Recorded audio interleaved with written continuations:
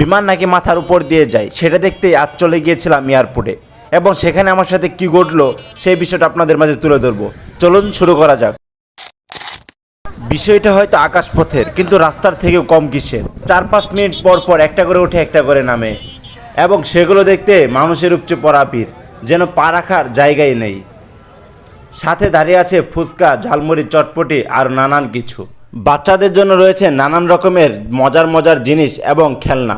সবাই তাকিয়ে আছে কখন একটি বিমান আসবে এবং তা মাথার উপর দিয়ে চলে যাবে। ছুটির দিন পরিবার নিয়ে অনেকেই ঘুরতে এসেছে এবং দেখতে এসেছে বিমান নাকি মাথার উপর দিয়ে যায়। চলুন আপনাদেরও দেখাই কিভাবে বিমান মাথার উপর দিয়ে যায়।